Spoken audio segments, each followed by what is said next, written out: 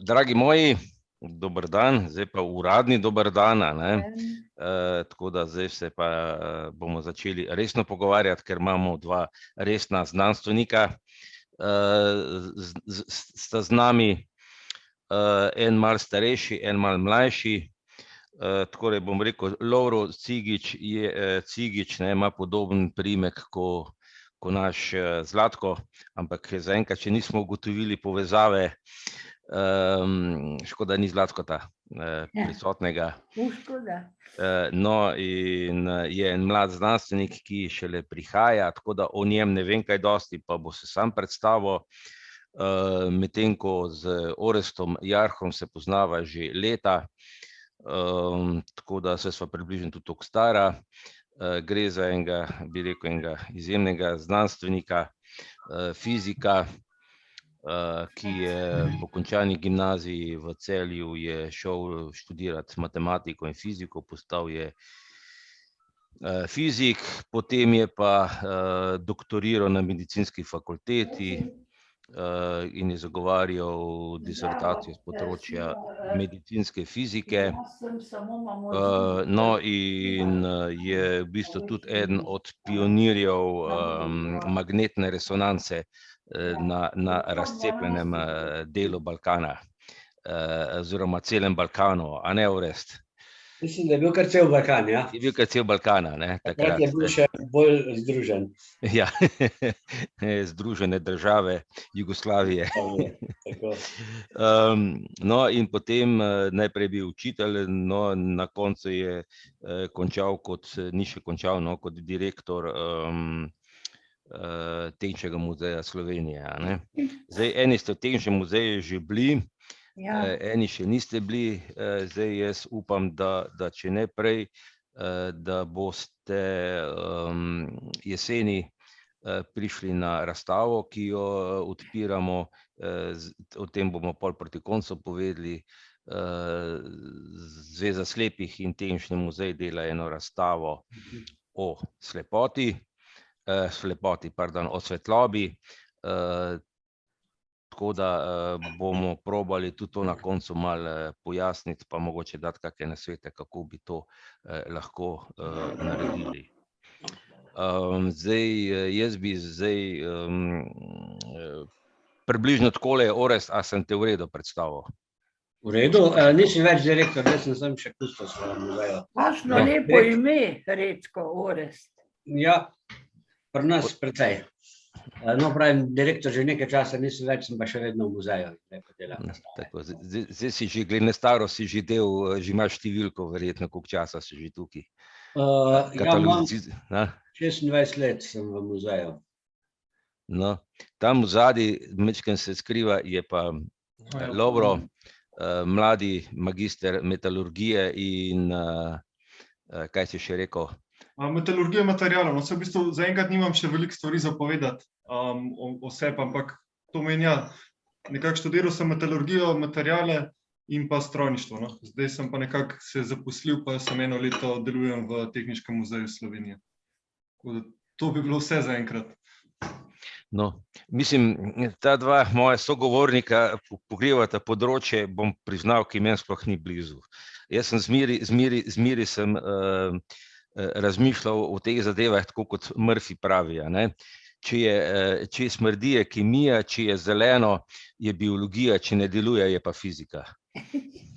Ali pa strojništvo. Ja, ali pa strojništvo.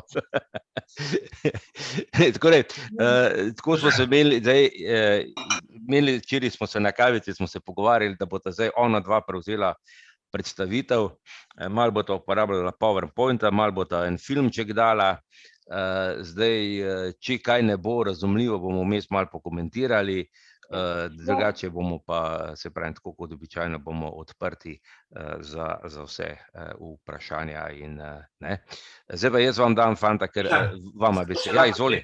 Dušan, na začetku vprašam gospoda Oresta, na katero celjsko gimnazijo, prvo? Kajuhova je bila takrat. V katerih letih pa? 73 do 77. Za mano. No, možno. Jaz sem končal 68. To pa je še kar preseglo, ja. Ampak dobro, ja. Mi grede, hvala. No, okay. Je pa drugače iz Petrovča, ne? Lepo je znam. Lepa cerkev v Petrovčah. No, Anica. Ja, jaz sicer nisem naravno zelo pogosto bil tam, ampak ja, zelo znana, ja. Cerkev zaljubljenih. Bazilika je. Ja, Bazilika je. ker je Marijin prst, Marija s prstom. Marija z enim prstom pa s prstom. Ja, seveda. Se spomnim, ja. Dobro, dajmo začeti. Izvolite, fanta, beseda je vajna. Še enkrat lepo pozdravljeni vsi skupaj v imenu Tehniškega muzeja. Zdaj zgodba se je začela z našo razstavo, ki govori o svetlobi. Smo se potem z Dušanom dobili, da bi mogoče predstavili tudi kaj vaš pogled na to svetlobo, oziroma kako vi to vidite, kako si pomagate in tako naprej. No, zdaj, ko smo se zmenili za tale kafe predstavitev, bomo pa najprej nekaj povedali pač v našem muzeju, se pravi Tehniškem muzeju Slovenije. En kratek video vam bomo zavrteli, ki ima tudi fajn glasbo, pa kaj povejo. Narejen je bil lani ob 70-letnici. Potem se nam bo za nekaj minut pridružila se kolegica Estera Cerar, ki je sicer drugače vodi Muzej pošte in telekomunikacij v Polhovem Gradcu.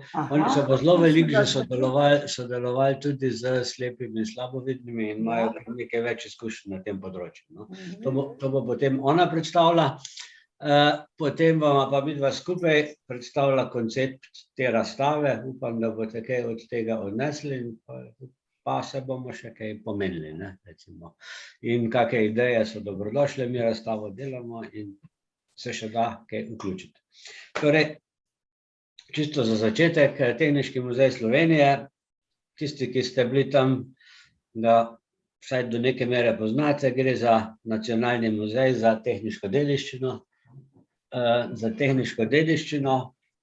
Ravno kar se nam je pridružila še kolegica, jo boste potem videli, ko bo nastopila s svojim delom. Torej smo v Bistri, kjer je ta glavni del razstav Tehniškega muzeja. Imamo še eno del, ki je v Polhovem Gradcu, se pravi, ta je tudi del Tehniškega muzeja. Naše razstave so še pa marsikje po Sloveniji, da ne govorimo o tem, da imamo depojske prostore, pa sploh praktično po celi Sloveniji in smo res tak nacionalni muzej. Torej smo zelo prisotni od Ptuja pa do Pivke, Kočevje in tako naprej. Marsikje nas je dovolj. Torej jaz ne bi zdaj kaj zelo veliko o tem govoril, ker se mi zdi, da je najboljše, če zavrtimo en kratek video. Je tudi drugače vizualno zelo zanimiv, ki je bil lani, ko je muzej praznoval 70-letnico predstavljen in na hitro pove nekaj o našem muzeju. Smo delili zaslon. Ja, točno, to dobro si me spomnil.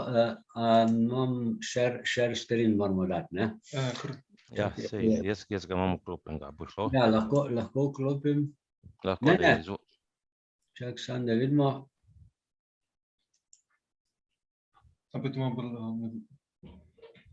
Pa če povečati čez cel zaslon zoom. Ja, to da moram gledati, ne pa se to bi morali, share screen. In dajmo. Tukaj to da. Share. Evo ga. Zdaj pa bo, ne? Zdaj pa bo, se pravi, zdaj bomo dali pa tale naš video. Takole, par minut traja, potem se pa lahko kaj še pogovorimo, ne? Ja.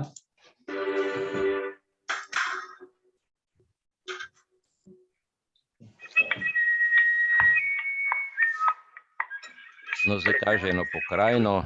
Ljubljanskega barja Koliščarji. In najverjetneje rimski zaselek z Neptunovim templjem na mestu izvira Bistre. V 13. stoletju je bila v vali Siokosa, Veseli dolini, ustanovljena Kartuzija Bistra. S prihodom menihov, ki so ustvarjali rokopise, katerih se je še nekaj ohranilo v Nuku, je prišla v Bistro kultura. Prišla sta pisana beseda in humanistični duh. V 19. stoletju samostan kupi trgovec in tovarnar Franc Gale, ki mu da podobo gradu, ki je vidna še danes.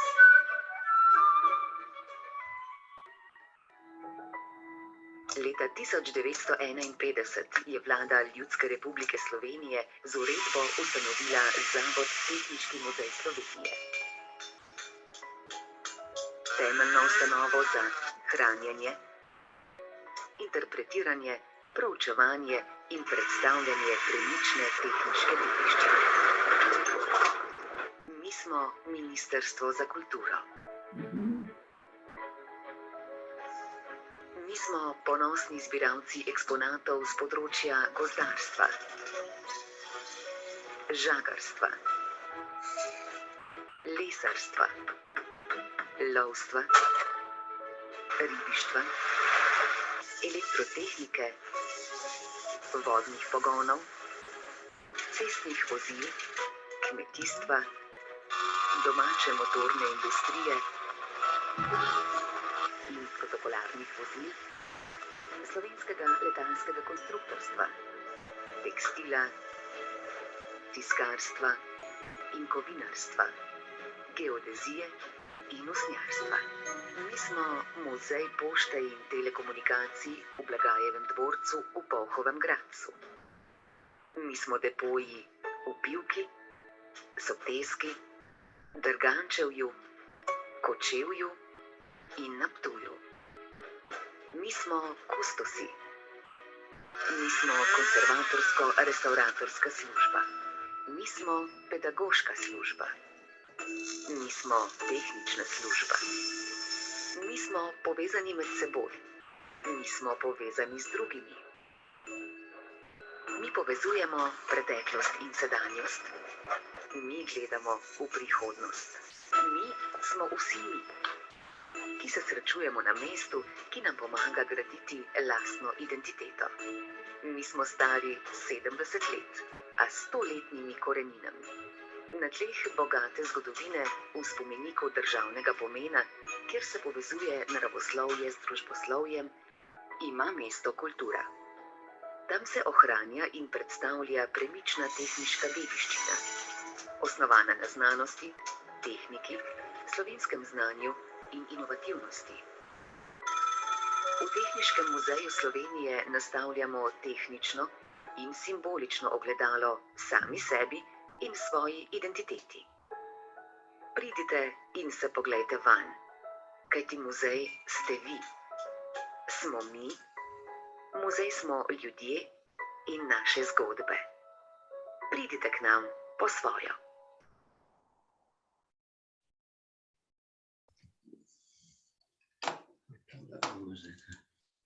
Evo, to je bil en kratek filmček, 4 minute, 5-minutni film. Zdaj, to, kar je vmes govorila, mi smo pedagoški, mi smo, ne vem, pač je kazalo od poštarskega muzeja do razne pedagoške dejavnosti, do vse teh stvari je pač kazalo, je kazala pač fotografije teh izdelkov, eksponatov, a ne, Orez. Vidim, Orez, da se ti je pridružila kolegica. Lep pozdrav. Že povedal, kar predstav se sama najbolj. Moje ime je Istelja Cegar in sem v bistvu kustodinja v Muzeju pošte in telekomunikacij. Kot ste že slišali, je to pač dislocirana enota Tehniškega muzeja. Domujemo pa tudi v Geščini, kar ima seveda svoje pluse in minuse. A vidite zaslon zdaj, ali ne? Ja, vidimo. Vidite zaslon, dobro. Predvsem je pomanjkljivost je predvsem ta, da je to zgradba, ki je bila nazadnje prezidana v 17. stoletju in da nima ne dvigala, ne klančin za invalide in je izredno težko dostopna za gibalno ovirane osebe. To je velik minus. Nam je pa uspelo muzej prilagoditi za slepe in slabovidne in to v letu 2015 smo v sodelovanju s Naravoslovno-tehniško fakulteto z oddelkom za tekstilstvo pripravili muzejsko pot Dotakni se. Sam muzej je v bistvu manjši muzej in to je bila v bistvu prednost, da je v dveh nadstropjih, obsega 8 prostorov in tam prikazujemo 2 stalni razstavi, in to zgodovino pošte in zgodovino telekomunikacij. Razstavni prostori pa poteka, v bistvu gre krožna pot, kar je plus, mislim, ker se lahko gibaš, mislim, niti treba pač skakati iz enega konca na drugega, tako da smo lahko v bistvu prilagodili muzej in enaka krožna pot je in v prvem in v drugem nadstropju. Imeli smo še to prednost, da smo imeli že prej veliko eksponatov, ki so primerni za tipanje oziroma so delujoči. In so jih že prej obiskovalci lahko preizkusili. Smo pa potem v sami poti pripravili še dodatne eksponate, ki se jih drugače ne sme tipati, ampak jih pa za slepe in slabovidne damo ven, tako da se jih lahko tipa, ker vse vemo, pač pri teh stvarih je, če se jih dotakne nekaj ljudi, ni tak problem. Problem je pač, če se to dnevno pač toliko in toliko stvari dotakne, lahko škoduje pač originalnim eksponatom. Prvi tak naš izziv, ki smo se ga lotili, je bil, kako prilagoditi ustrezne talne oznake. In pač označili smo stopnice, mislim, tukaj smo seveda vedno imeli pomoč ustreznih društev, ki so nam svetovala, kaj ne naredimo, tako da stopnice smo pa označili že v rumenimi trakovi. Po hodnikih in razstavnih prostorih pa smo dali stopinje, ki so rahlo izbočene, tako da se jih da s palcem v bistvu, da se jim da slediti. Zdaj se je sicer izkazalo, da ta izbira ni bila najbolj pametna, predvsem smo tudi spalili, če lahko tako rečem, z barvo, zato ker slabovidni težko ločijo, ni dosti kontrasta, no. Tako da zdaj smo se odločili, da bomo pač to zamenjali in naredili ustreznejše talne oznake.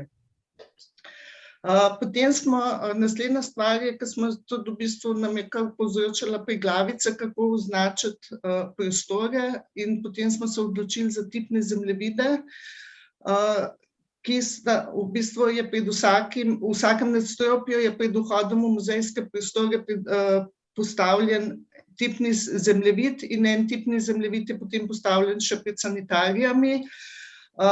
Tlorisi na zemljevidu so poenostavljeni in prikazujejo samo prostore, v kateri so prilagoditve.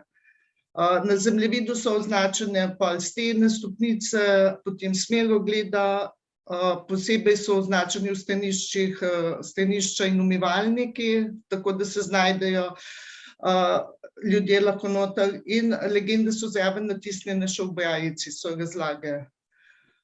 Te zemljevide so nam pa natisnili v bistvu na 3D tiskalnik na fakulteti. Tako da in do zdaj so v bistvu vsi, ki so sprobali, so rekli, da so ustrezni. Jaz se pravim, jaz težko sodim, ker vidim in se pa, mislim, vedno rabim pač pomoč nekoga, ki ne vidi oziroma slabše vidi, da nam da primerne sugestije, kako nekaj izvesti. Problem prilagajanja razstave je bil tudi to, da smo mi v bistvu prilagajali obstoječo razstavo. Mi nismo delali na novo razstave, ampak smo imeli že vse panoje in vse postavljeno, in potem smo mogli najti način, kako umestiti posamezne napise v brajici. Imeli smo to srečo, da se je obstoječa oprema, da so bile že take poševnine na pravilni višini in primerne za tipanje, da se je obstoječa oprema izkazala za primerno. Potem smo namestili po celem muzeju približno 14 postaj, ki smo jih opremili s kratkimi besedili v brajici. To je v bistvu kratek povzetek celotne razstave v povezavi s predmeti, ki so del teh prilagoditev. in je te predmete možno vtipati ali jih preizkusiti ali poslušati in zraven so vedno navodila, kako se to naredi. Besedila smo pa potem najdeli rešitev, da smo jih natisnili na prizorno folijo, v bistvu z izbočenimi pikami in smo jih pa nalepili na obstoječe panoje, tako da se v bistvu še vedno vidi pano, zraven je pa še besedilo v brajici. Če se sam en tak kratek sprehod po muzeju, prva postaja, s katero začnemo zgodovino pošte, je pač legenda o maratoncu. Figura maratonca je izrezana iz trde podlage in je izbočena iz stene, tako da jo je možno vtipati. Potem pripravili smo tudi različne, ne vem, prikaz pisem, za navadnih pisem in pisem za slepe in so opremljeni z znamkami za slepe. Potem smo na enega prilepili tudi priložnostno znamko z motivom slovenskega tradicionalnega zajtrka, ki diši po medu, tako da v bistvu lahko tudi zvonjem pač prepozna znamko. Potem predstavljamo na panojih tudi različne tipne slike, naprimer tipna slika goloba pismonoše, potem imamo mavčni odlitek portreta očeta, idejnega očeta prve poštne znamke Lavrenca Koširja. Potem smo naredili tipno sliko znamke Verigar, ki je pa še opremljena v bistvu z razlago, tako da poslušaš razlago in zraven tipaš in veš in ti razlaga, kaj je vse na znamki gor. Potem smo pri prilagoditvah uporabili tudi zvočne posnetke, ki smo jih v muzeju nekaj imeli že prej, nekaj smo jih naredili prav za ta namen, tako da lahko poslušaš recimo mestnega klicarja ali glasnika, potem poslušaš melodije poštnega roga in podobno. Če pa nismo imeli predmetov primernih za tipanje, smo pa naredili replike. Tako se da vtipati repliko milnega kamna iz antike oziroma repliko prvega prenosnega telefona Motorola iz leta 1973. Ta je narejen, ta je tudi bil natisnjen na 3D tiskalnik in predstavlja ne samo, da ga vtipaš, kako je izgledal, ampak je tudi težek, približno 1 kilo, koliko je pač tak telefon takrat tehtal. Je bil zelo prenosen, vsekakor. Poleg tega smo pa vključili še v to predstavitev tudi že obstoječe interaktivne vsebine, recimo lahko se preizkusi Morsejev telegraf. Tu zaenkrat je možno pač samo slišati tak, mi pa v bistvu pa načrtujemo tudi nadgradnjo z zvokom, da bo še lažje za prepoznati, kaj tipkaš, mislim, kaj si skodiral, ali kako bi se rekel. Potem se da, predvsem je za slepe in slabovidne zanimiv prikaz ročne telefonske centrale in avtomatske telefonske centrale. In to predvsem zato, ker so številni, pač je bil to zelo pač pomemben poklic, no, telefonist. Ja, smo delali na tem, ja. Tako da se to vsi radi to sprobajo oziroma povejo še kakšno svojo izkušnjo ali pa kakšen spomin, ne. In mi smo tudi zelo veseli, kadar nam še kaj zaupajo tazgate. Drugače je pa še, recimo, imamo tudi delavnico za otroke pisanja z različnimi pisali, tudi z Gosjem Peresom, na primer, in včasih se je pismo zapečatilo, in ker otroci uporabljajo, v bistvu imamo natisnjen žig, tega slepi ne more, mislim, pač vidi samo, da je nekaj gladkega, zato smo zanje naredili suhi žig, ki v bistvu pa zapečati pismo tako, da vtisne logotip v reliefu od našega muzeja. Nekako smo se mogli znajti. Lahko pa smo pa 2 let nazaj naredili tudi posneli audio vodnike, tako da je sedaj možen ogled muzeja v bistvu samostojno s pomočjo audio vodnika. Nad vsako postajo, kjer je pač točka, poseben zvočni signal da znak, da se tam pač človek ustavi, posluša razlago in otipa predmet. Tukaj nam je bil gospod Antun Smoldel zelo veliko pomoč, ker nam je dal res koristne nasvete, kako sploh napisati navodila, kam se usmeriti, kje se ustaviti, ker seveda, jaz rečem, pa greš pa, se vidiš ono postajo, v resnici jo ne vidiš in moraš usmeriti, da če prideš čez vrata, se moraš usmeriti desno, se moraš pa nadaljevati levo in na ta način, no. Tako da smo bili zelo hvaležni za vse te nasvete in da zdaj te audiovodniki res pač služijo svojemu namenu. Pri vseh teh prilagoditvah, kot sem že rekla, sodelujemo z različnimi ustanovami, zelo veliko tudi s centrom Miris in različnimi fakultetami. Je pa, tukaj bi sploh poudarila, da je ta pot z mojega vidika, se mi zdi zelo pomembna tudi zaradi osveščanja videčih o potrebah slepih in slabovidnih, ker s tem hkrati tudi osveščaš vse nas, da ker se pripravlja določene razstave, da se jih tudi zdaj mi lotevamo na drugačen način in imamo vedno v mislih, da če se le da vključimo tudi elemente teh prilagoditev noter. Tako da toliko z moje strani in seveda vabljeni vsi v naš muzej. Hvala. Ja, hvala, gospa Ester. To je bilo presenečenje tudi zame. Lepo, da ste prišli zraven. Jaz upam, da se bomo videli pri vas, kdaj v Polhu in Gradcu. Tako da, v redu. Kako vprašanje za gospo? Ali pa, Anica, ti si delala kot telefonistko? Jaz sem tudi bila v tem, enkrat smo bili z domom v tem slepi v tem poštnem muzeju in sem še probala na staro številčnico, če se znam vrteti, pa mi je še kar uspelo. Lepo. Ja. Tako da upam, da še kdaj pridete. Ja, mogoče pa bo še kdaj naneslo. Ja. Darinka, še ti boš povedala, ti si delala pa na kakih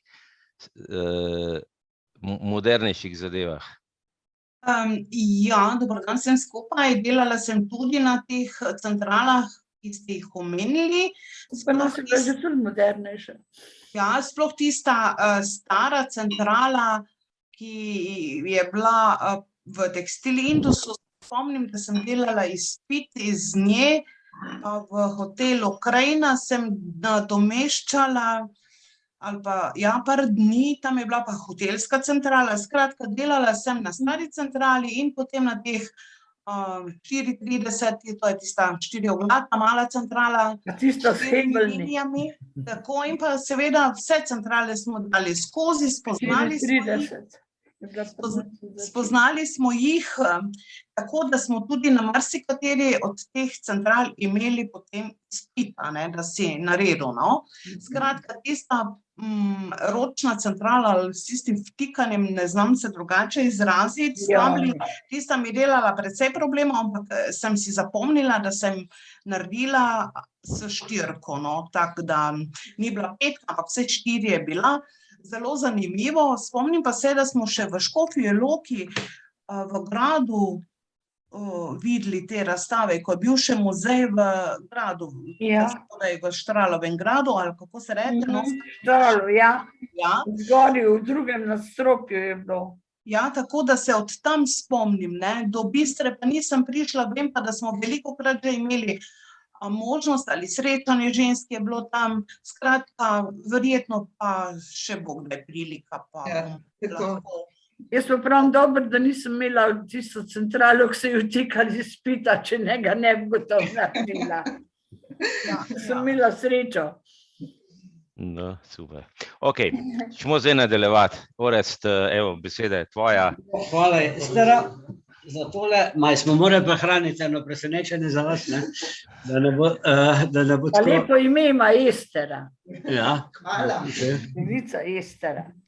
Evo, takole, zdaj gremo pa k tisti temi, o kateri smo se od začetka pogovarjali, torej gre za razstavo o svetlobi, ki jo pripravljamo za letošnje leto. Razstava je pa zamišljena oziroma narejena je po izkušnjah iz ene prejšnje razstave iz par let nazaj, kjer smo govorili o zvoku in je sestavljena pravzaprav iz dveh delov. Eden del je ta, bom rekel, moja ljubezen fizika in naravoslovje, kjer bomo predstavili, kaj svetloba je, kakšni pojavi se dogajajo. Drugi del bo pa bolj muzejski, kjer bomo pa predstavili naprave, ki so povezane s svetlobo na tak ali drugačen način in so v naših zbirkah. Tako da zdaj bova šla midva z Lovrotom, bomo šla malce po tej razstavi. Predvideno je veliko takih poskusov, eksperimentov, ki jih lahko sam narediš. Seveda tukaj je zdaj za vas mogoče malce težje to razumeti, je pa mogoče možno razložiti.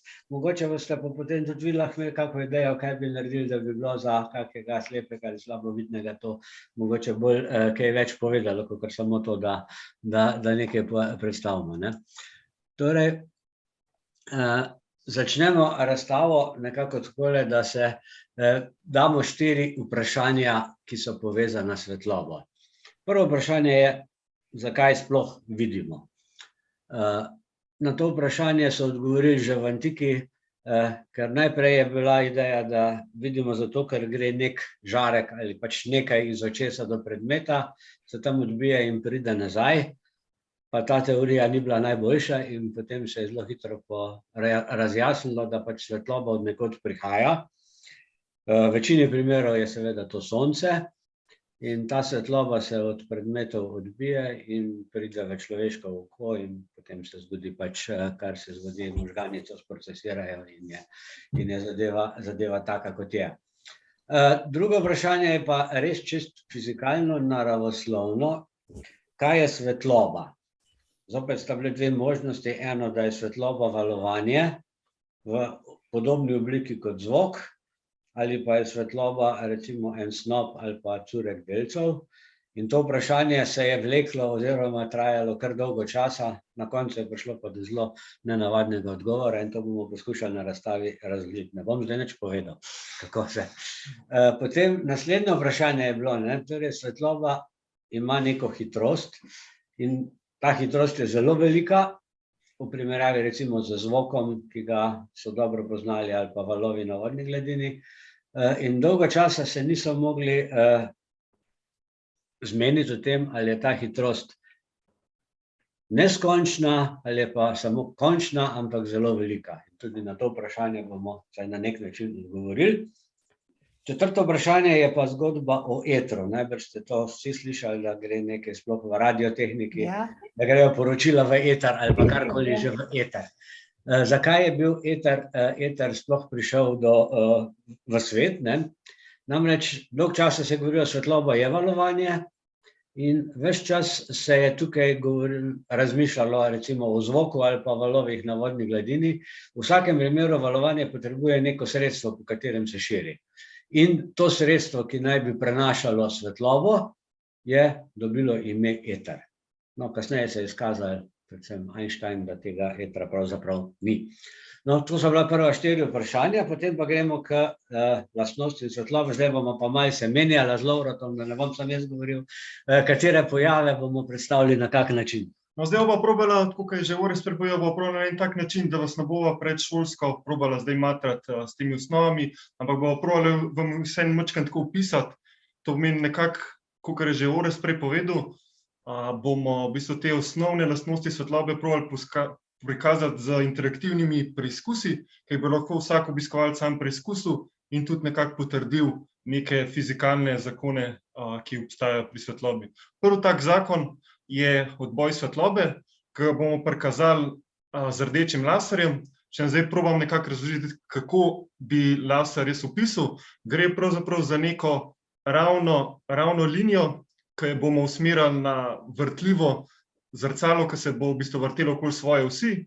To zrcalo ima, kaj bi sploh je zrcalo, je v bistvu neka popolnoma gladka površina in od te površine bi se v bistvu ta ravna linija odbila. To pomeni, kaj pa hočemo pravzaprav tukaj povedati, vam pa probal na nek osnoven način pravzaprav povedati. Zdaj, če si predstavljate, da bi se postavili proti steni, mogoče 2-3 korake stran in bi imeli v roki z obrazom, s sprednjim delom telesa bi bili popolnoma obrnjeni proti steni, v roki bi imeli žogico, ki bi z vso močjo vrgli v to steno in če bi to v bistvu naredili, bi se ta žogica direktno nazaj proti nam odbila. V primeru pa, da bi pa svoje telo zasukali majčkeno, v bistvu celotno telo na levo ali pa desno stran in bi ponovili ta postopek, da bi žogico spet ponovno vrgli z vso silo v steno, bi se pa zgodilo to, da se žogica ne bi nazaj odbila proti nam, ampak bi na steno priletela pod nekim kotom, ki mu rečemo v fiziki vpadni kot, in bi se odbila stran od nas pod istim kotom, ki mu pa rečemo odbojni kot. Upam, da nisem preveč zakompliciral. Meni je bilo čisto jasno. Če boste imeli, tako kot sva že prej rekla, če boste imeli kakšnekoli vprašanje, prosim res vprašajte, pa bomo poskušali razložiti. Zdaj pa kar predajam besedo Orestu nazaj. Torej, da gremo pa k drugem pojavu, ki mu rečemo lom valovanja. Prej smo imeli zrcalo, od katerega se svetloba odbije pod enakim kotom, pod katerim je padla. Če pa svetloba pade na površino neke snovi, recimo iz zraka v vodo, se pa v vodi njena hitrost spremeni in tudi svetloba, ki pade na to površino pod določenim kotom, nadaljuje naprej, ampak pri lomu pa ta kot ni enak, ker se pravi, lomni kot je tisti, pod katerim nadaljuje, v tem primeru pa ta lomni kot ni enak vpadnemu kotu, razliko od odboja, torej gre smer gibanja svetlobe se nekoliko spremeni in ta lom je vedno prisoten, kadar imamo pač več snovi, ki imajo različno hitrost svetlobe. Tukaj moram povedati to, torej ta kot, pod katerim se lomi, je odvisen od tega, kakšna je hitrost svetlobe v osnovi. V večini snovi, ali je voda, ali je steklo, recimo pleksi, je hitrost svetlobe manjša. To pomeni, da je tudi lomni kot, se pravi tisti kot manjši, kot je bil vpadni. Če pa gre svetloba iz nasprotne smeri, recimo iz vode proti zraku, gre pa iz manjše hitrosti na večjo, torej v tem primeru je pa lomni kot, pod katerim se lomi svetloba, večji kot je kot, pod katerim je ta svetloba padla na površino. In če zdaj to vpadni kot povečujemo, se enkrat zgodi, da je lomni kot enak 90 stopinj, se pravi, da je enak s površino in v tem primeru pride pa enega zelo zanimivega pojava, ki mu rečemo popolni odboj. Svetloba, ki recimo dovolj poševno pade na vodno površino, sploh ne more ven. Ona lepo ostane noter in se giblje v snovi. Torej, svetloba ostane ujeta. Zdaj, če kdo tule vidi, je ena slikca, na kateri predstavljamo ta totalni odboj v eni stekleni palci. Torej, če svetloba pade pod zelo ostrim kotom v to palco, ostane v njej ujeta in dobimo tako imenovani valovni vodnik, ki je pa temelj optičnih povezav, ki jih danes uporabljamo za računalnike. To je ta vrtljiva leča oziroma rdeči laser, ne? Ne, to je tale zadeva tukaj spodaj desno. Ta rdeča zadeva je vrtljiva, tako bo izgledal eksperiment. Tole modro zadevo bomo lahko vrteli in v določenem trenutku se bo vsa svetloba odbila nazaj. Najprej bo šlo skozi, dokaj dolgo bo lomni kot, tako da ne bo vzporeden za površino. potem pa se odbija vsa nazaj. In tako bomo lahko celo zračunali, pri katerem kotu se to zgodi in tako naprej. Kar je pa zanimivo pri tem, pravim, je pa to, da v steklu, kjer je hitrost svetlobe kar precej manjša kot v zraku, žarek, ki dovolj poševno pade noter, ostane v njemu ujet in svetloba potuje praktično brez izgub. In to se dogaja v valovnih vodnikih oziroma v optičnih vodnikih, ki nam danes pripeljajo internetni signal in vse ostalo v stanovanje in podobno. To je tako, kot bi imel eno tenis žogco, pa bi luknjo nekje not naredil in je potem pod enim kotom spraviš not svetlobe in tista svetloba se not, glede na to, da ni pravih kotov, se enostavno odbija not. Ujame se not. Ujame, noter je nekaj, ne more je ena razlika pri tem, ker tenis žogca bo vedno pri vsakem odboju nekaj izgubila energije. Svetloba pa praktično brez, ne čisto brez, ampak precej brez izgub potuje po valovnem vodniku in lahko gre zelo daleč, brez da bi se kaj hudo zgubila. In to je v bistvu osnova vse te sodobne tehnologije je v teh optičnih vodnikih. Ja, to je pa zame bolj učena reč. Ja, dejansko je učena reč, ampak recimo elektrika, ki tudi teče po kablu, ves čas zgublja. Medtem ko pri optičnem kablu so pa te izgube bistveno manjše. In to je optične tehnologije.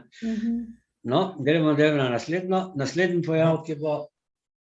Naslednji pojav, ki ga bomo pa predstavljali, je pa v bistvu zelo zanimiv pojav, kako pravzaprav nastane mavrica. Ta pojav je v bistvu prvi nekako opisal, ste sigurno vsi slišali tudi, če se ne poznate preveč fizike, Isaac Newton.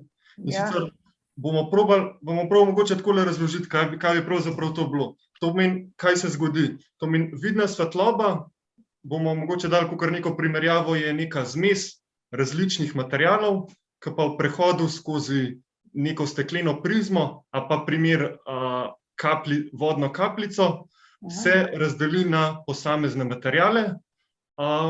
Te materiali pa v bistvu predstavljajo barve, in sicer rdečo, oranžno, rumeno, ki bi jih lahko, kako bi bom opisal te barve, to pomeni, te barve gre za nek topo občutek. V bistvu primer mogoče bi lahko te barve primerjali z različnimi vrstami lesa. Naprej se pa razdeli še na zeleno, modro pa vijolično. To bi pa nekako lahko primerjali z nekimi mrzlim občutkom, kot je pa primer dotik nekih različnih kovinskih materialov. V bistvu, zakaj se pa to pravzaprav zgodi? Zdaj, če si z fizikalnega vidika, je pa zato, ker posamezne barve, ki sem jaz v tem primeru enačil z posameznimi materiali, v osnovi, ki pridejo v snov z drugo gostoto, potujejo z različnimi hitrostmi. To je pa nekako že tudi Orest prej povedal, ko v bistvu pride do tega loma, ki vam ga je razložil. Mogoče tukaj ta pojav je dosti zanimiv in tukaj se lahko še potem, v nadaljnjem, kako bi to res lahko prikazali vam, ki ne vidite, kako se ta svetloba, ki je skoraj da bele barve, razdeli v različne, kako bi to prikazali na nek način nekomu, ki tega ne vidi. Tega si mi ne predstavljamo, za nas je pač ta mavrica nekaj domačega in tukaj se razložimo, kako to funkcionira. Torej, to je en tak izziv, mogoče tudi za naprej, za razmišljati, kako bi to lahko naredili, da bi bilo še komu, ki ne vidi ali pa slabše vidi, razloženo. Smo odprti za vse predloge, tako da vedno lahko karkoli predlagate. Tudi mogoče Dušanu lahko tudi napišete, pa da se naprej potem dogovorimo. Da ne bomo predolgo, torej še en pojav je zelo zanimiv pri svetlobi. Pojav, ki ga sicer poznamo zelo dobro pri zvoku. Torej pri zvoku, če nekdo govori, ga slišimo tudi, če ga ne vidimo neposredno, ker je recimo za vogalom ali pa kaj podobnega. Torej ti si lahko pred hišo, pa za hišo nekdo stoji, pa ga pokličeš in ga še vedno slišiš. Torej ni potrebno, da je ravna linija vmes. Ta pojav se imenuje uklon valovanja, ker zvok se, če imamo, kot je prej Lovro govoril, žogca gre večinoma naravnost. Zvok se pa lahko širi tudi za neko oviro in dolgo časa tega pojava pri svetlobi niso opazili in šele potem tam nekje v začetku 18. stoletja so to odkrili in to je bil takrat pravzaprav nek dokaz, da svetloba je valovanje. Torej, valovanje ima ta pojav uklona in pa še en drug pojav, ki se mu reče interferenca, je pa to, če imamo recimo dve enaki valovanje in se sestavljata, dobimo v določenem primeru dvakrat močnejše valovanje, v določenem primeru pa tega valovanja sploh ni, ker se med seboj uničita. Torej, to sta dva taka pojava, ki jih pri recimo delcih ne opazimo, jih pa opazimo pri valovanju in od takrat naprej se je nekako veljalo, da svetloba je valovanje. Okay, naprej. Zdaj, mogoče sam tukaj na hitrco, še v bistvu bomo še eno fizikalno stvar uvedli, upam, da jih ne bo preveč. Tukaj bomo pa v bistvu skušali opisati, kaj je pravzaprav elektromagnetno valovanje in da je v bistvu vidna svetloba samo čist en majčkan del tega elektromagnetnega valovanja, da poznamo še zelo več drugih valovanj, ki jih pa mogoče na druge načine izkoriščamo, pa tudi občutimo. To meni, če gremo po vrsti po neki valovni dolžini, poznamo radijsko, ki so nekje valovna dolžina, to meni en hrib pa ena dolina v razdalji do višine stolpnice, potem mikrovalovno valovanje, ste sigurno že slišali za mikrovalovno pečico, ki to valovanje izkorišča, sledi infrardeče valovanje, ki ga lahko občutimo na koži kakor toploto, sledi vidna svetloba, kakor sem že omenil, ultraviolično, ki ga izkoriščamo v solarijih, in pa rentgenski žarki in gama žarki. Zdaj, samo za primer, ker sem bil prej pri okvirnih velikostih valovne dolžine, sem povedal, da so radijski valovi nekje velikosti stolpnice, rentgenski žarki pa gama žarki imajo pa to velikost atoma, a pa še manj kot atomsko jedro. Zdaj, kaj pravzaprav je atom, če vam dam mogoče primer, je pa to nek zelo majhen delc, da bi si lažje predstavljali, v enem zrnu soli je nekje milijonov teh majčkanih delcev. Mogoče, če vam to kaj pove, to je res zelo ogromen in tukaj lahko tudi vidite, kakšne razlike so v valovnih dolžinah. Vsa ta elektromagnetna valovanja so med sabo podobna, razlikujejo se samo po teh valovnih dolžinah. In te bomo pač na nek način predstavili, kje so, ki jih uporabljamo in tako naprej. Potem pride še zelo kratka, kjer ne bi kaj veliko o tem govoril, ker klasična fizika je bila do Einsteina, pa tam nekje, potem se je pojavila pa moderna fizika. Tukaj so se stvari precej spremenile. Dejansko se je spremenilo to, da se je izkazalo, da pravzaprav svetloba ima zelo čudno lastnost, da večinoma se obnaša tako, kot da je valovanje, včasih se pa obnaša tudi tako, kot da je curek delcev. Einstein je tukaj zelo veliko naredil in je prav med drugim tudi s pomočjo te moderne fizike prišel do te svoje znamenite enačbe, da je energija enako masa krat svetlobna hitrost na kvadrat. Torej tudi tukaj v tej Einsteinovi enačbi svetlobna hitrost konkretno nastopa. Pa ne bi zdaj tem težili. Mogoče še o hitrosti svetlobe. Tudi tukaj je bila huda težava, ker je bila zelo hitra in se niso, kot se je rekel, niso mogli odločiti, kaj je in kako bi jo zmerili. In šele tam nekje v 17. in 18. stoletju se je prvič to vprašanje razrešilo in to na podlagi astronomije. Niso tega zmerili na Zemlji, ampak so to zmerili astronomi.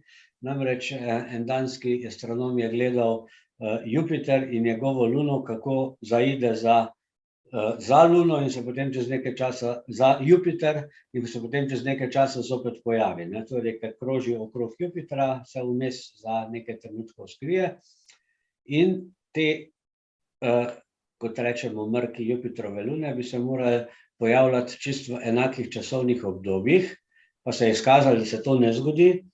In razlog je bil pa v tem, da v določenem trenutku sta Zemlja pa Jupiter, bom rekel, blizu skupaj, ker sta oba planeta na isti strani Sonca. Čez pol leta pa gre Zemlja na drugo stran Sonca, Jupiter pa ostane zelo blizu tam, kjer je bil prej, ampak svetloba od Jupitra mora narediti še dvakrat pot od Zemlje do Sonca, pa od Sonca do Zemlje, se pravi dvakratno razdaljo Zemljinega radija okrog Sonca, in zato v pol leta tisti mrk Jupitra za nekaj minut zamudi. In to je bil pravzaprav dokaz, da je svetloba ima neko končno hitrost, ker če bi bila neskončna, pač ne bi mogla zamujati, ne. Bi bilo čisto vseeno, kako daleč je. Torej, to se je potem dokazalo, da hitrost svetlobe je precej velika, no. Če tako povem, 300 000 kilometrov na sekundo, da to bi tako rekel, v eni sekundi bi tam 7,5-krat, mislim, šla okrog Zemljinega ekvatorja. Od Sonca do Zemlje potrebuje približno 8 minut, dobro sekundo pa še nekaj rabi do Lune pa nazaj in tako naprej. Torej, blazno hitro. Tako, to je ena taka domača primerjava. No, naslednji del bo pa posvečen tem napravam, ki se uporabljajo, ki so povezane s svetlobo. Mogoče začne Lovro. No, eno so pač svetila, ne. Torej, kot smo povedali, glavni vir svetlobe za človeka je Sonce, ampak po noči pa Sonce ne funkcionira. In takrat so si ljudje, prvič jih je bilo strah in drugič po zimi niso imeli kaj početi, so si pač zamislili neke naprave, ki bi delovale in ki bi dajale svetlobo, kot rečemo, umetna svetila, in to se je zdaj zelo dobro razvilo. Začelo se je čisto od začetka, ko smo imeli pač les in so kurili bakle ali pa taborni ogenj, potem so se razvile razne druge načini, kot so vosek, olje, plin in podobno. Medklic. Danes je, oziroma danes je jutri je Gregorjevo, a ne, se to veste, kaj pomeni. Zdaj sem se spomnil. Ja, ne. Se pravi, bo spuščali plovila po rekah. Po rekah, ja. Tako, in smo bili fajn zelo prišli na to temo, zdaj sem se spomnil. Dobro, da si to rekel, ker mi smo tako razdelili pravzaprav ta svetila na več področij. Eno so trda goriva, kot je recimo les, tudi vosek, sveča je na čelu trdo gorivo, ki se potem sicer stopi. Potem imamo tekoča goriva, kot so olje, petrolejka. Imamo plinasta goriva, kot so plin, potem recimo nekoč so bile precej pogoste karbidne svetilke, ki tudi delajo na podlagi plina. Zadnje čase pa vse, kar uporabljamo, v praktično vse so pa električna svetila, ki delajo na podlagi električnega toka. To bomo pač tudi nekaj eksponatov, ki so v našem muzeju uporabili in prikazali te različne načine za proizvajanje umetne svetlobe. Varčevalne žarnice. Prosim? Varčevalne žarnice. Tudi te pridejo na koncu, ja, te so tista zadnja stopnja v razvoju, recimo, ali pa precej zadnja stopnja. Mogoče samo to, kar ste lih omenjali, kar ste rekli, te varčevalne žarnice, to mogoče goriva včasih so, poleg svetlobe so vdajale tudi ogromno količino toplote, a ne. To smo se v bistvu tudi do neke mere s temi svetili greli, za razliko od tega, zdaj, ko imamo varčevalne žarnice, če ste mogoče kdaj se dotaknili neke LED žarnice, ste sigurno že slišali, ta žarnica skoraj da ni topla, ne. Za razliko, če bi se dotaknili neke stare žarnice, se ta žarnica še vsem segreje, ne. To smo tu za zraven, da takole. Nekaj primerkov tega. Sam mimogrede o tem, ko ste rekli, ena sveča menda v eskimskem igluju za par stopinj dvigne temperaturo. Ja, sveča. In oni so bili čisto zadovoljni, da je sveča še grela. Eskimi s tem grejejo, so zadovoljni. Ja, tako, pri nas pa mogoče to ni bilo čisto nujno, nujno potrebno.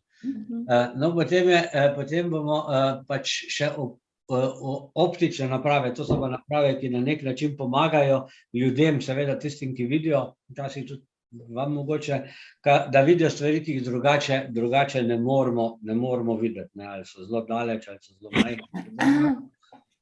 Tako samo mimogrede, vse te optične naprave dajejo neko sliko. In v bistvu imamo v osnovi dve slike, ena se reče realna, ta slika je taka, da si jo lahko pogledamo z očmi, lahko jo pa tudi projeciramo ali na platno ali na steno, kot recimo v kinu ali pa kaj podobnega, medtem ko na videzno sliko lahko pa samo gledamo, ne moramo jo pa projecirati, ne bi šli v bolj detajle. Tako da zdaj osnovni elementi, ki pa jih uporabljajo te optične naprave, so pa zrcala oziroma leče. Zrcalo je tisto, ki deluje na podlagi odboja svetlobe. Zdaj, če ga malo ukrivimo, se ta zadeva še malce bolj zakomplicira. Leče so pa naprave, ki so narejene iz prozornega materiala, je to steklo, pleksi, in ravno tako določene stvari naredijo z žarki svetlobe in z njimi lahko potem si pomagamo. Bomo pa še naprej, bo pa zdaj povedal Lovro nekaj o teh raznih optičnih napravah. To pa v bistvu zdaj nekako, upam, da ste se kaj zapomnili, no, tele v bistvu nekako fizikalne osnove, jih pa v bistvu pravzaprav izkoristili vse te optične naprave, ki jih želimo, nekako bomo predstavili na naši razstavi, in sicer jih bomo razdelili na več različnih sklopov. To so na primer daljnogledne naprave, vsi ste sigurno že slišali za daljnogled. Zdaj mogoče, kako bi tudi daljnogled opisali, si pa lahko predstavljamo, da bi nek zelo oddaljen predmet, lahko gledamo neko drevo, goro, nam v bistvu daljnogled s to sliko pa s tem predmetom to naredi, da nam ga to približa, da bi se ga lahko skoraj da ne dotaknili. Potem poznamo tudi neke zrcalne naprave, ki že samo ime pove, uporabljajo zrcala, ki odbijajo svetlobo, potem povečevalne naprave, med njimi štejemo tudi očala, pa mogoče mikroskop. Mikroskop bi lahko mogoče opisali, kako čisto deluje, da imamo mogoče neko zrno, čisto majhno zrno peska, nam mikroskop to zrno peska poveča do, recimo primer sam dam, velikosti jabolka, in zato to bolj vidimo, kakšna je površina, kakšna je ta površina tega peska. Potem poznamo neke merilne naprave, rečemo sekstant, ki ga uporabljajo za navigiranje po morju, potem pa projekcijske naprave, ki nam v bistvu to sliko, to pomeni neko sliko, obliko predmeta, nam projicirajo na neko ravno površino. Poznamo tudi naprave za zajetje slik, to je recimo fotografski aparat, za katerega ste zagotovo vsi slišali. Spremeni to sliko, to pomeni obliko predmeta, spet spremeni na ravno površino. In pa seveda zasloni, ki so pa različne vrste televizijskih zaslonov. Ali pa računalniški. Ali pa na telefonu zdaj, vse sorte, te zasloni so. Te zadeve so vse posod. No, ker smo zdaj tole o teh optičnih napravah govorili, pravzaprav tudi človeško oko je optična naprava, ki je v svoji zgradbi precej podobna fotoaparatu. Tako da tudi o tem bomo poskušali nekaj povedati. Vse te stvari pa delujejo na osnovi ene starejše zadeve, ki se je reklo kamera obskura. Če to zadevo poznate, ste že slišali kdaj za njo. V bistvu je to ena škatlica, ki ima na eni strani majhno luknjico, na drugo stran te škatle pa se projicira slika iz zunanjega prostora. Kako ste rekel kamera? Obskurna kamera po slovensko, pa malo čudno je ta izraz. In to je v osnovi samo ena škatla, ki ima na eni strani majhno odprtino, skozi katero gre svetloba, in na nasprotni strani se potem pojavi slika zunanjosti, recimo, kar je zanimivo, ta slika je obrnjena glede na dejansko stanje. No, in ta kamera obskura je pravzaprav dejansko to, kar je fotoaparat ali pa tudi človeško oko. In ravno tako deluje, samo s to razliko, da človeško oko ima še tukaj zenico in tako naprej. Kar bomo tudi opisali in poskušali malo povedati, kako je v zvezi s temi manjšimi težavami z očmi, kot je daljnovidnost, kratkovidnost, in kaj naredijo očala, če si jih daš gor, zakaj očala pomagajo recimo boljšemu vidu. Torej, pod temi napravami bomo posebej povedali, kaj je to. Lupa je čisto enostavna naprava, ena leča, ki ti telo poveča. Mikroskop pač poveča še bistveno bolj kot lupa in je sestavljen iz 2 leč. Teleskop je tudi sestavljena naprava, uporablja več leč in kaže pač oddaljene predmete.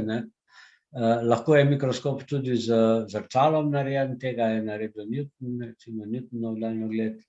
Newton teleskop, kaj tisti, ki gledamo od njega strani. Daljnogled je pravzaprav tudi podoben. Edina razlika med daljnogledom pa med teleskopom je v tem, da v teleskopu je slika obrnjena. Torej, ti, ko gledaš steklo, zvezda ali pa luno, teleskop je slika postavljena na glavo, pa levo pa desno je zamenjena. Medtem ko daljnogled, s katerim gledaš, pa tukaj na zemlji, mora imeti pa te stvari tako, da je obrnjeno pravilno. Se pravi, če gledaš hišo v daljavi, mora hiša ta pokon stati. Ko se obrneš levo in desno, mora iti v pravo smer. Drugače pa v principu sta obe te dve zadeve sestavljene enako. Projektorjev imamo tudi kar cel kup, ki so začelo se je z episkopi, to so taki projektorji, ki so projicirali knjige ali pa slike. Potem so se pojavili pa diaskopi, diaprojektorji, kjer so imeli pa film, ki je v bistvu presevalo skozi. Torej, dias ali pa filmski trak je tak, da svetloba gre skozi film. Kasneje se je pa seveda vse to digitaliziralo. Torej, tukaj so bili tudi grafoskopi, ki so bili namenjeni za projiciranje na steno v šolah in podobno. Nekaj malega bomo povedali tudi o laserjih, ki so prav en poseben vir električne svetlobe in tako na osnovi elektrike.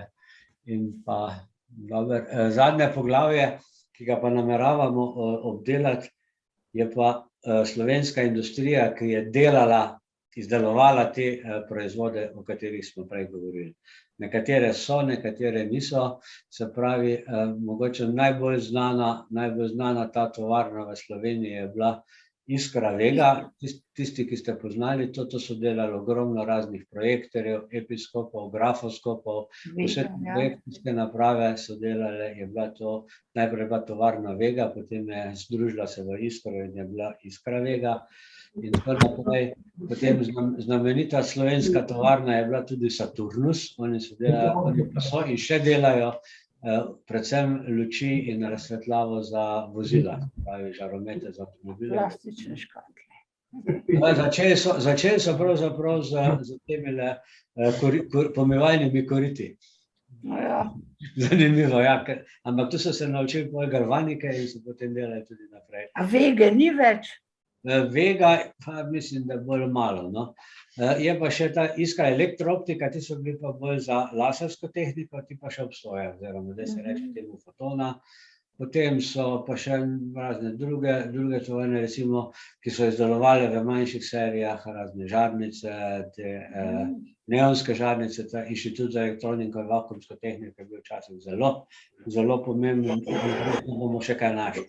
Torej, želja je, da čim več tovarn nekdanjih, sedanjih, ki delajo na tem področju, predstavimo tudi, pa recimo s kakim od njihovih izdelkov. Tako da upravljamo še svoj del svoje dolžnosti, namreč da predstavljamo slovensko znanje in slovenske dosežke. Mislim, da bomo kar tule zaključili, če drugače bo predolgo. Ja, najboljše, ker smo že dolgi, pa vama se naslednje mudi, se že... No, dober. Kar neham deliti zaslon. Ja, to gre, ja. Da se vidimo, ja. Ja, a pa so točno 1 uro. No, vidiš, super. Pridna sta. Zdaj, jaz upam, da tole ni bilo preveč naporno. Jaz bom priznal, pa fizika ni moje področje. Tudi moje ne. Edino fiziko, ko se dotaknem, je to, kadar povem un vic, ko pravi, fant sedi na bregu in govori, čudno, mečem kocke, pa se v vodi delajo krogi. No, to je dobro. Orez, boš razložil, če me štos. Jaz to lahko razložim. Znova lomi, ali kva? Takoj na začetku, če bi uspel videti, tisti krogi ne bili krogi, ampak bi bili kvadratski. Ampak bolj, ko gre to stran od kocke, bolj postaja krog. V redu. To je interferenca, ali kako se temu reče. Fizika tudi ni moje področje. Je povezano z interferenco in zaklonom, ja. V redu, Brane, izvoli. Prvo vprašanje. Lovre je govoril o vidni svetlobi. Kakšna je pa nevidna? No, vse ostalo, česar ne vidimo z očmi. Pa je potem svetloba, če ne vidimo? Elektromagnetno valovanje je včasih v razoslovju, v bistvu je to elektromagnetno valovanje. In vidna svetloba je en del tega elektromagnetnega valovanja. Potem imamo infrardečo svetlobo, ki tudi, če rečemo infrardeča svetloba, ki so v bistvu žarki, ja. To je del, ki je zraven vidne svetlobe in ima nekoliko večjo valovno dolžino, čutimo jo pa kot toploto na koži, recimo. Medtem ko ultravijolično svetlobo to pa ne čutiš. Pa ne čutimo, razen če si predolgo na soncu, pa te upeče in tako naprej. Zato to dvoje pa oboje, vse te tri imenujemo svetloba, ker v bistvu in sonce in recimo tiste stare žarnice so oddajale vse te tri oblike valovanja. Ni to, da nobena stvar ali pa redko katera stvar oddaja samo vidno svetlobo. Vse ostalo, kar so mikrovalovi, pa radijski valovi, pa rentgenski žarki so pa, in pa rečemo tudi rentgenski žarki, ne rečemo svetloba. Meni niso verjeli, da pri žepni bateriji čutim, da sem čutila toploto. Da gori. Pri unico mali bateriji. Mi niso verjeli. Drugo vprašanje ima pa naslednje. Gospod Forest, vi zagotovo poznate knjigi Miroslava Adlešiča, Svet zvoka in glasben svet svetlobe in barv. Poznate? Poznam knjigo, o zvoku sem nekaj prebral, ko smo delali razstavo. Knjigi ste poznal gospoda Adlešiča? Ne, te pa nisem, žal ne. Njegovo prvo delovno mesto je bilo na najni Celjski gimnaziji. A res? Eto vima Vojnova, ja? Toliko za zanimivost. Knjiga poznam, eno imam celo doma, ja, in sem jo uporabljal. Mislim, je zelo koristna, fajn. Odlični knjigi sta, jaz sem Adlešiča poslušal, ko smo bili fiziko na psihologiji 2 leti. Pa zanima, če gospod Lovro pozna kot mlajši. Ne, jaz pa spolno poznam, ampak zdaj, ko vem, bom pa mogoče prebral. Poiščite v knjigi Svet zvoka in glasbe, pa Svet svetlobe in barv. Odlična knjiga. Zelo na preprost način razlaga stvari. Ja, res je, ta je bila, pa zelo zgodaj je prišla ven. Mislim, da je bilo tam 60-ih, 70-ih, tu nekje. Bi rekel, ja. Takrat še ni toliko govorilo o, bom rekel, popularizaciji znanosti, kot se danes. Tako. Zdaj, jaz sem videl, Lovro, ti si dal eno fajno idejo za to, ko bomo prilagajali zadevo. Lahko povečavo lahko prikažemo, tako kot si rekel, zrno pa jabolko. Se pravi, če bo kak slep prišel na razstavo, mu pokažete, kaj je povečava, recimo zrno jabolko. Potem smo se pogovarjali, da bi recimo ta, ko se svetloba v vodi, ko se krivi, ko je hitrost, bi se dalo prikazati skozi eno, da bi jo rahlo ukrivili eno palico z materijala, mavrico bi pa lahko prikazali z recimo kakimi nitkami, špagami, ki pelejo tja in se potem na steni se različni topli in hladni materijali, tako kot sta povedala, vidva recimo od plastike ali neke volne do metalov, pa lahko potem prikažemo zraven, s tem, da vmes bi pa seveda imeli neko eno legendo, da bi vedeli, katera barva je kaj. Tako nekako, zdaj ne vem, a še ima kdo kako idejo, se vem, da z vas slepe je to svetloba, malo čudno se pogovarjati o svetlobi, ampak vsej eni imate še malo dojemene svetlobe, Eni jo nimamo nič. No, pa mogoče kak občutek toplote in te zadeve. Ja, to ja.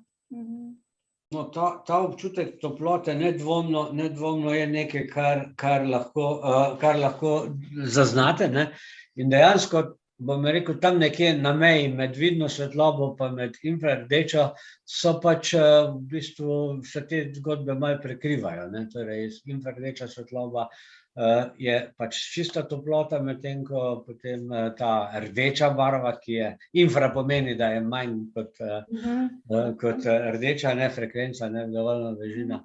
No, ampak ni važno, to se nekako prekriva in vsaka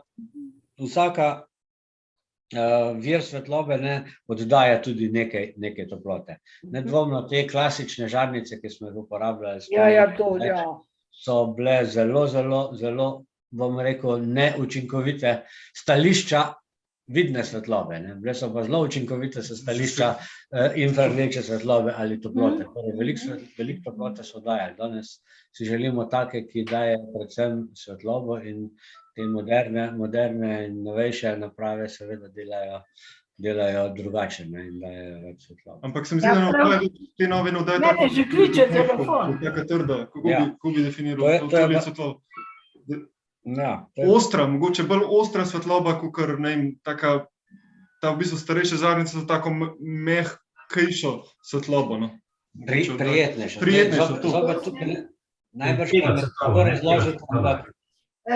Najboljše počutiš, če imaš sončno svetlobo. Torej mi, ko je sonce, to pomeni, to je najboljša možna. Torej umetna razsvetljava, kakršnakoli že je drugačna, ampak še vedno je najbrž ta klasična svetloba z baklo ali svečo ali pa mogoče tudi žarnico bolj prijetna, kot te moderne neonske žarnice in podobno. Ne rečemo temu, da je ona svetloba topla, pa je pa hladna. In dejansko so stare klasične zadeve bolj prijetne, toplejše, ampak problem je pa v tem, da dajo pa manj svetlobe. V redu. Še kakšno vprašanje oziroma ideja? Mislim, ker mi to pripravljamo, zdaj to razstavo, svetlobe pripravljamo za septembra v gradu Bistra, in pol smo nekako se mi dobivamo z Sanjo Kosovo in malo razpravljamo o tem, kaj pa kako bi naredili, pa sem potem rekel, da bi bilo pa fajn, da mogoče še kdo kako idejo da, kako bi bilo fajn, da to prihranimo oziroma prikažemo zadevo. Ja, to vem, ja. Zdaj, Anica se pogovarja, jaz si bom izklopil. Čakaj, samo malo. Anica, kje si zdaj? Ja, jaz. Ok, zdaj bom Anico izklopil. Imaš še kdo kako idejo ali bomo počasi končali zadevo? No, mogoče samo toliko, ker nismo posebej omenili, pogovarjamo se, da bomo na razstavo vključili pravzaprav nekaj, kar bo nam, ki vidimo, povedali, kako se vi pomagate z raznimi napravami in podobno. Torej, naprave, ki jih vi uporabljate za to, da se lažje znajdete v našem svetu. Drug del, ki bi ga pa naredili, pa seveda, da vam oziroma slepim in slabovidnim na nek način prikažemo kaj od tega, kar mi zdaj pač, ki vidimo, se med sabo pogovarjamo. Kar se tistih naprav tiče, smo nekaj že kar našli in bomo naredili eno kratko predstavitev, ki pa je seveda bolj namenjena tem, ki vidijo, kot pa vam, ki jih uporabljate, ker jih že tako poznate. Tako kot ste rekli, poskušali bomo povezati pri tej razstavi tudi nekako oba dva vidni pa nevidni svet. Da bomo v bistvu tisti del, ki je za ljudi, ki vidijo, nekako bomo probali približati tistim ljudem, ki ne vidijo, in pa, recimo, kako je Orest rekel, pripomočki, ki jih uporabljajo slepi in slabovidni, bomo pa si jih nekdo, ki jih ne potrebuje, da mu jih sploh približamo, pa prikažemo, kakšni so, pa z kakšnimi vsemi problemi se nekako nekdo, ki slabovid, pa nevid srečuje v vsakdanjem življenju. Da se nekako bolj povežemo na skupino, kako bi na nek način probali to doseči. Ok, mislim, da smo malo zadevo zakomplicirali, da je malo težko, ampak jaz mislim, da bomo do septembra nekaj našli, eno tako zadevco, da bomo lahko se pohvalili, da smo nekaj naredili. Neč, bomo počas nehali, ne bomo zdaj nategovali stvari v neskončno.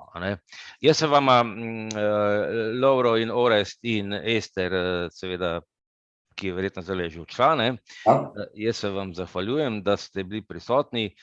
Lotili smo se ene zanimive teme, kako svetlobo prikazati, oziroma vse mi se še bomo, še imamo pol leta časa, da bomo kako svetlobo prikazati slepim. Torej, vam se zahvaljujem. Bilo nas je, zdaj nas je 15, bilo nas je 19, kar pomeni, da smo kar nekako bili produktivni, oziroma smo bili veseli, da ste prišli.